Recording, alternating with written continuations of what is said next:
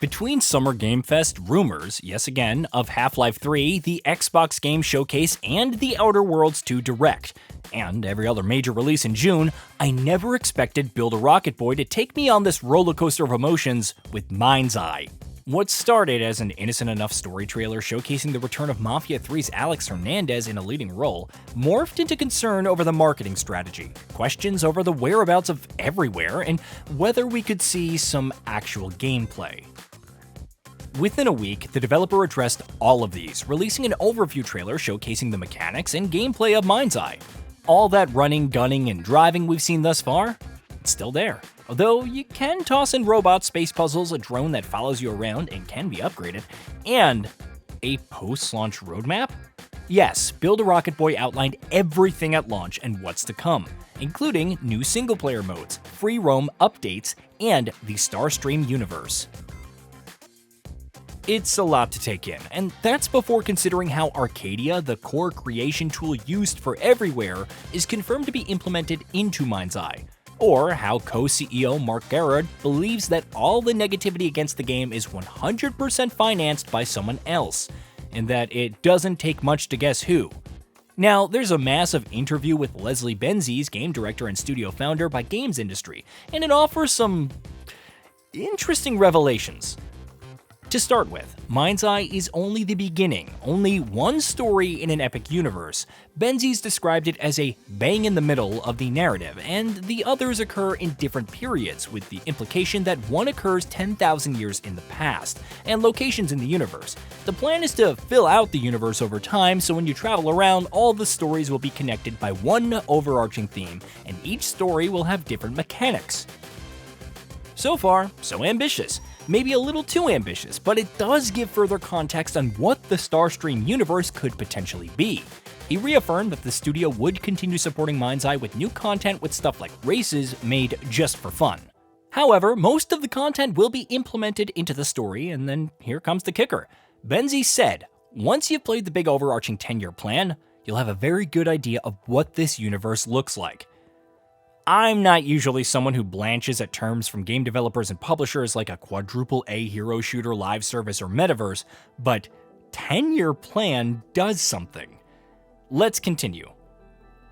After MindsEye launches, Build a Rocket Boy will implement multiplayer, which is reasonable enough, but also plans to create a full open world. It's still giving tools to players to create what they want, and the developer will look at how to incorporate that into our plans. Hopefully, some will create compelling content we can then promote and make that part of our plans to push to other players, said Benzies. Though whether there would be any kind of monetary compensation, who knows? Love of the game probably only goes so far, but I digress. It's the developer side that concerns me because it wants to release an open-world multiplayer title next year, set 1 year after the events of MindsEye. It also wants to release an open-world free-roam title that will span from when MindsEye finishes to the launch of the open-world multiplayer game. With all of the interconnectedness and talk of a larger universe, how much will those future stories cost? The answer is that it depends on the scale. Some will be free and some will be paid.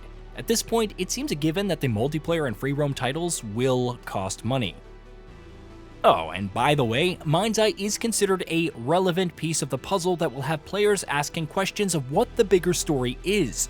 To that end, the studio intentionally avoided releasing footage for huge parts of the game to avoid spoilers, and that the story takes some unusual twists. If all that wasn't enough, he also confirmed that Everywhere is still very much a thing. You know, that content creation platform announced before MindsEye, and which the latter was seemingly a part of, it's still there. Why would you think it wasn't? Benzies said it was going to show up again pretty soon, and that everything that's been worked on, there's a story behind it, a big overarching story. So Everywhere will come back, and it fits into this story somewhere. He can't reveal any more, obviously, because that would be a spoiler, but it's all part of the same product. It's all connected. I have many questions, but it's the 10-year plan that gets me. Consider for a moment a developer like Bungie and Destiny, which famously had a 10-year plan for the franchise, which involved multiple sequels with Activision.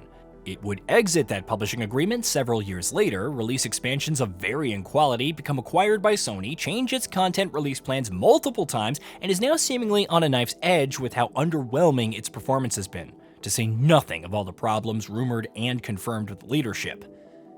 Then there's 343 Industries and Halo Infinite. Remember how former studio head Chris Lee said it's about creating Halo Infinite as the start of the next 10 years for Halo and then building that as we go with our fans and community. That was after the horrendous campaign showcased at E3 2020, but before the game's delay and Lee's departure from the company. Granted, Infinite is still getting updates for multiplayer, but the campaign was left hanging. 343 eventually announced a rebranding to Halo Studios, multiple new titles in development, and a shift to Unreal Engine 5. And for all its quirks, that's a developer supported by one of the biggest, if not the biggest, gaming publisher in the world. Then, there's Anthem, BioWare's attempt at a live service looter shooter. Former EA Vice President Patrick Soderlund, who is now the CEO of Embark Studios of Arc Raiders fame, said that it would be the start of maybe a 10-year journey for BioWare. It was released in 2019 and deservedly abandoned its planned roadmap, abandoned seasons in 2020 for a rework which never occurred, and then abandoned support altogether in February of 2021. The servers are still up for anyone who still cares. The point of all of this is that if these big companies couldn't adhere to a 10-year project plan, then how is Build a Rocket Boy going to do it? Sure, it has 3 studios in different locations, but the total number of employees is unknown, and doesn't have a major publisher backing it, much less owning it and providing a safety net of sorts. There's also the fact that Everywhere, despite being in development on Unreal Engine since 2020, conceptualized as early as 2016, still doesn't have a release date. Alright, maybe I'm overreacting. If it heavily repurposes assets, ropes in community creators, and scales up, it could achieve all this. A lot hinges on the success of MindsEye, and I'm willing to give it the benefit of the doubt.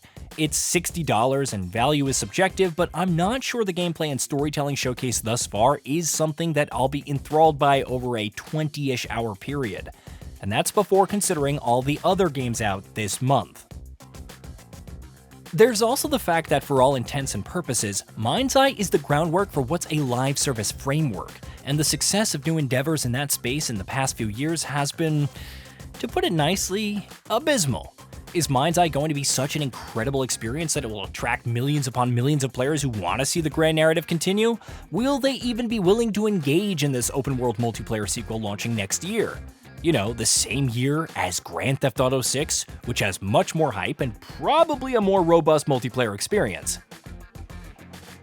It's hard to say, but it feels like Build a Rocket Boy wants to create a Fortnite competitor without an existing groundswell of support, financial successes, or immense resources, and I currently don't think it can deliver. Maybe it's just hedging its bets. If MindsEye doesn't succeed, follow the current roadmap, see how recurring revenue pans out, and if it fails, oh well. We'll find out after it launches on June 10th on Xbox Series X and S, PS5, and PC, but at this point, I'm just fascinated to see where this journey leads to next. Hey, did you know that we at GamingBolt upload new videos every day? Stick around, drop a like, subscribe, and hit that bell. And let us know what kind of content you'd like to see in the future with a comment below.